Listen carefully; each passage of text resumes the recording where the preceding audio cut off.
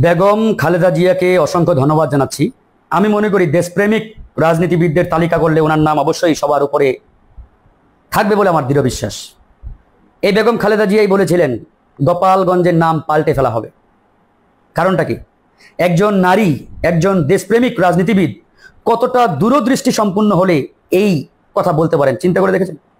তিনি জানতেন এই আওয়ামী লীগ কোনো বাংলাদেশপন্থী রাজনৈতিক দল নয়, এটা হচ্ছে ভারতের একটা এক্সটেন্ডেড শাখা বাংলাদেশে, যারা ভারতীয় আধিপত্যবাদ, মোদীর আধিপত্যবাদকে বিস্তার করার জন্য এই দেশে রাজনীতি করে। এবং এই যে গোপালগঞ্জ, এই গোপালগঞ্জ হচ্ছে এই ফ্যাসিবাদের হেডকোয়ার্টার। তিনি জানতেন। তিনি অনেক চিন্তা ভাবনা, দূরদৃষ্টি চিন্তা থেকেই তিনি কিন্তু সেদিন এই কথা বলেছিলেন, এই গোপালগঞ্জের নাম পাল্টে দেওয়া হবে, রাখা যাবে না।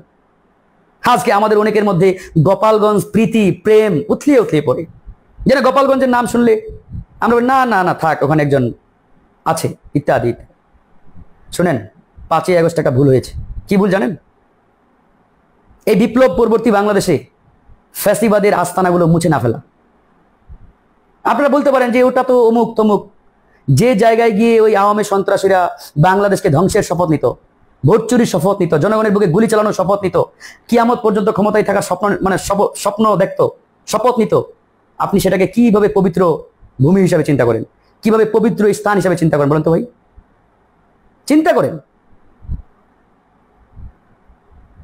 এই যে ফ্যাসিবাদের চিহ্নগুলো আমরা রেখে দিয়েছি উদারতার পরিচয় দিয়ে, সহমর্মিতার পরিচয় দিতে, আর আজকে এই ফ্যাসিবাদের চিহ্নগুলো থেকে কিন্তু আমাদেরকে আক্রমণ করা হচ্ছে, অ্যাটাক করা হচ্ছে। এই জিনিসটা মাথায় রাখতে হবে। বিএনপির অনেক দোষ ত্রুটি ইত্যাদি আছে, আমরা সমালোচনা করছি, কিন্তু বিএনপির মধ্যে হাজার হাজার বাংলাদেশপন্থী দেশপ্রেমিক নেতা আছে, কর্মী আছে, এটা অস্বীকার করা যাবে না। জামাতের মধ্যে লক্ষ লক্ষ হাজার হাজার দেশপ্রেমিক নেতা কর্মী আছে, ইসলামী আন্দোলনের মধ্যে আছে, গণ অধিকার পরিষদের মধ্যে পুরোটাই কলিজা দেশপ্রেমিক, অন্যান্য দলগুলোর মধ্যেও আছে। কিন্তু আওয়ামী লীগের মধ্যে কোনো বাংলাদেশপন্থী নেতা নেত্রী নাই। যারা আছে তারা ইন্ডিয়াপন্থী, ভারতপন্থী, ইন্ডিয়া প্রেমী।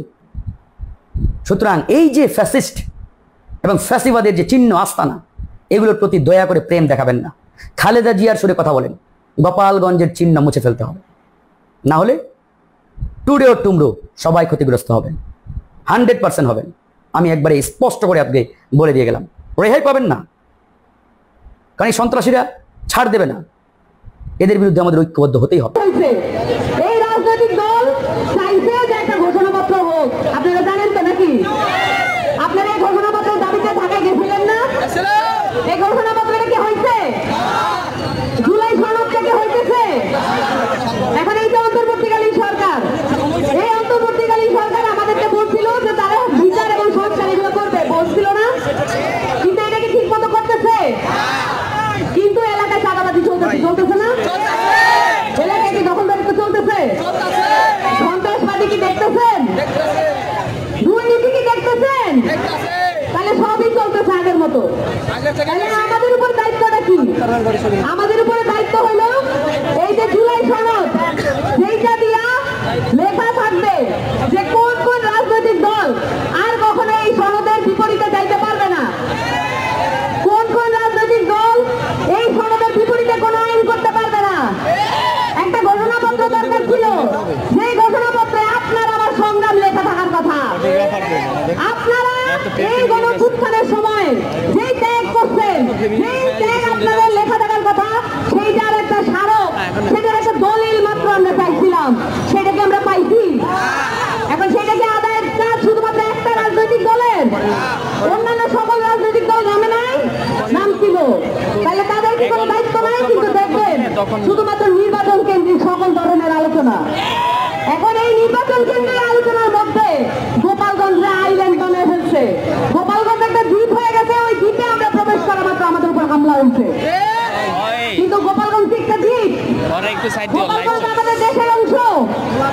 এই দেশের অংশটাকে দেশের অংশ রাখার জন্য আমরা আন্দোলন করছি। এইটাকে বানিয়ে ফেলছে আওয়ামী লীগের ঘাঁটি, কিন্তু গোপালগঞ্জ আমার বাংলাদেশের মানুষের অংশ।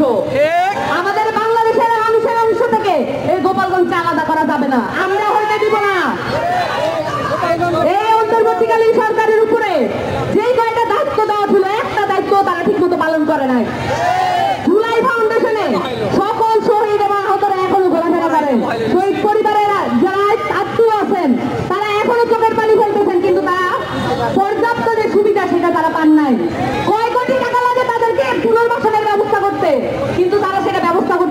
নাই।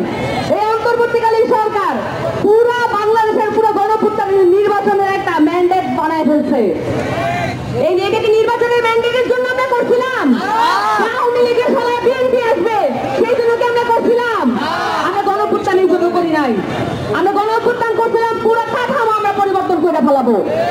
আপনারা কি এই জন্য করছিলেন? কিন্তু কাঠামো পরিবর্তনের বদলে আজকে আমার প্রধান উপদেষ্টা, বাংলাদেশের প্রধান উপদেষ্টা সোহেল তাদের সাথে দেখা করছেন। আপনারা সবাই দেখছেন সেটা? আওয়ামী লীগের কোন রিকন্ডিশন প্রিকিম যদি বাংলাদেশে নামানোর চেষ্টা করা হয় সেইটা আমরা গণঅভ্যুত্থান দিয়ে আবার উড়াই ফেলবো। আওয়ামী লীগের কোনো প্রিকিমও বাংলাদেশে থাকতে পারবে না। রিকন্ডিশন আওয়ামী লীগ, কোন রিকনসিলিয়েশন আওয়ামী লীগের সাথে হবে না। কালকে যারা যারা গোপালগঞ্জে যা দেখাইছে এরপরে আওয়ামী লীগের নাম এখানে উচ্চারিত হইতে পারবে না।